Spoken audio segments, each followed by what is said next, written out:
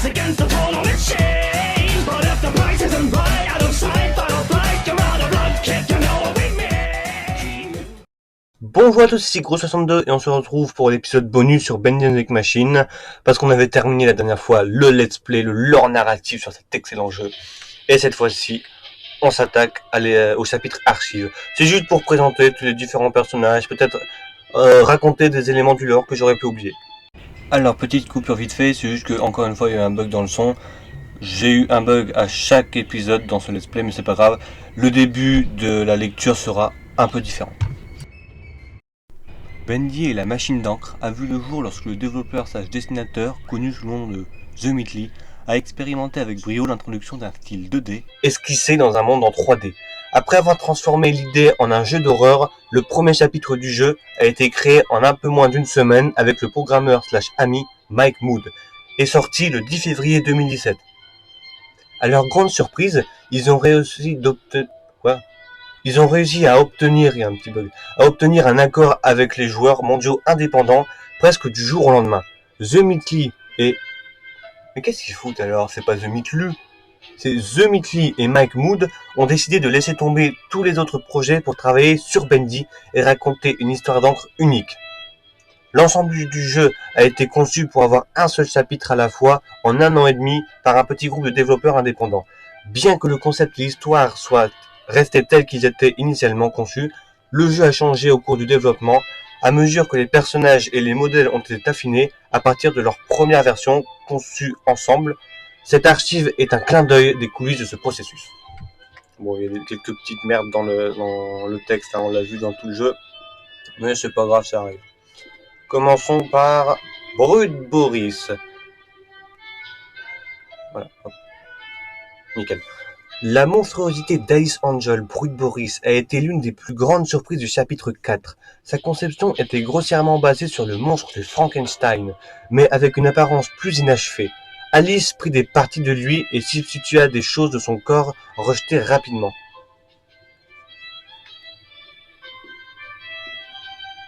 Des très beaux dessins. Hein.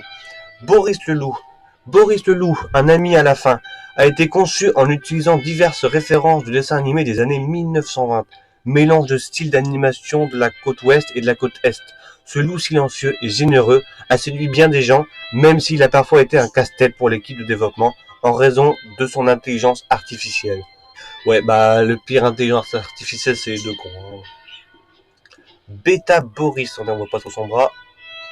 Papa était le nom original du personnage qui devint Boris le loup. Cette première version a été publiée avec le premier chapitre. Il a été rapidement ajusté dans le Boris que nous connaissons aujourd'hui avec la sortie du chapitre 2. Donc première version où il y avait ce Boris là il y a en 2016 donc je crois. Attendez. 2017 c'est ce que j'ai dit. Tom, on a 0 description. Désolé Tom. Tu as eu de très beaux fan art. Allison, aucune description, pareil. Alice Angel, non, il n'y a vraiment aucune description. Hein. Je sais pas pourquoi eux ils en ont pas eu.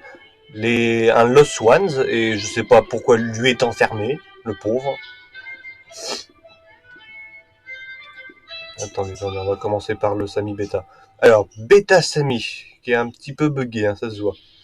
Avec sa première apparition au chapitre 2, le favori des fans Sami Lawrence est devenu un personnage terrifiant. Quand sa construction mince a été jugée pas assez menaçante, il a été redessiné et offert une meilleure plateforme squelettique pour l'animation plus avancée. Final Sami. La forme finale de Sami Lawrence est venue avec une statue gonflée et des membres plus puissants. L'auteur-compositeur peut enfin se faire remarquer, au moins par les fans. Avec le Butcher Gun juste derrière. Donc, alors, Fisher, ça je ne m'étais pas trompé, Striker et Peepers. Ok, ça va. Alors, justement, le Butcher Gang. Le gang de bouchers. Ah merde, c'est en anglais. Putain, ils ont obligé de traduire le Butcher Gang. Pourtant, le titre est traduit. Bizarre, ça. Peeper, Striker and Fisher. Oui, d'accord. Bon, bah, au montage, je ferai un truc. Ces 3 personnages composent le redoutable gang de bouchers. Fait intéressant, les versions corrompues à l'encre des caractères ont d'abord été conçues, puis ont été rétro-conçues dans leur forme de dessin animé plus favorable à la famille. C'est-à-dire qu'ils ont d'abord créé les méchants qu'on voit actuellement, puis après ils en ont fait les versions gentilles qu'on voit dans les petits cartoons là. Bertrum, qui n'a pas de description non plus, le pauvre, et projectionniste qui n'est même pas ici. Qu'est-ce qu'ils ont contre eux? Moi je voulais voir projectionniste comme ça, il y a même pas de... Il y a un dessin ou pas? Non, il n'y a même pas de dessin. Ils ont oublié Norman Polk. Oh là, c'est ça qu'il est pas... C'est pas leur priorité. Hein. Bêta-chercheurs. Au début du développement, avec seulement quelques semaines pour créer le chapitre 2, les bêta-chercheurs ont été conçus en un temps record, avant d'être complètement réorganisés plus tard. Ils ont été les premiers ennemis à tuer rencontrés dans le jeu. Les premiers ennemis tuables plutôt. Chercheur final. C'est très rapide, mais on voit jamais qu'ils ont des yeux. Enfin, vous avez compris quoi, la forme des yeux. Les chercheurs finales étaient beaucoup plus robustes en apparence. Ils étaient plus lisses avec de meilleurs effets d'encre et une apparence plus humaine. Oui, c'est vrai, plus humain, ouais. C'est la classe. Mais là d'ailleurs, Henri, il se pose pas de questions. Ouais. Je suppose, je vais pas chercher à comprendre, mais il faut pas canoniser ça alors. Ouais, c'est tout, merde.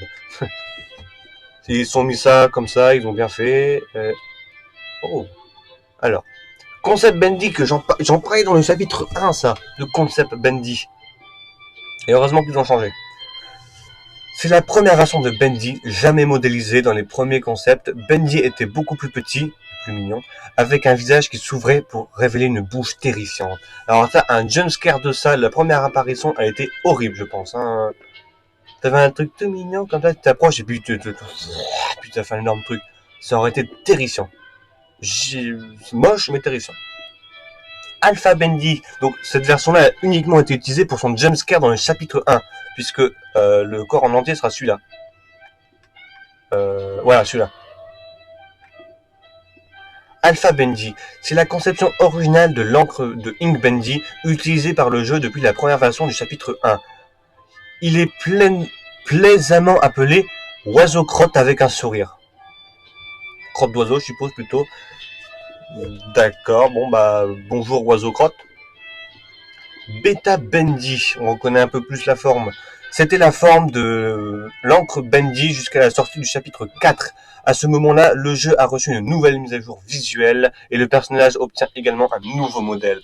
Donc cette version-là, elle était dans le chapitre 2, 3 et 4. À la sortie du 5, ils ont tout refait et on a eu ce Bendy-là, Ink Bendy. Encre Bendy, comme nous le connaissons aujourd'hui, bien que similaire à Beta Bendy, cette version améliorée a été remodelée, améliorée avec un nombre de polygones plus élevé et de nouveaux effets d'encre bien stylés. Ah bah. Ils ont pensé à mettre cette main, mais ils n'ont pas mis de projectionniste. Sérieusement. Beast Bendy, il est un peu plus petit là, non? L'horrible forme finale de l'encre Bendy dans le chapitre 5 a éloigné la façade de la bande dessinée et a révélé le démon à l'intérieur. La classe. La classe. Ensuite, la machine originale. Donc celle qui était sur le plan de Wally Franks et qui est planquée derrière la porte du chapitre 4, je crois, qui est canon donc. Avant une mise à niveau visuelle majeure, donc celle du chapitre 5, cette version de machine d'encre était celle utilisée dans le jeu. Une grande partie de la conception iconique fan-loved design a été traduite dans la version finale. Traduite sauf le bon jargon. Hein. Henry Stein. Jadis partenaire à part égale de Joe et Drew, Henry Stein était un talentueux animateur et concepteur de personnages jusqu'à sa sortie de l'entreprise vers 1930.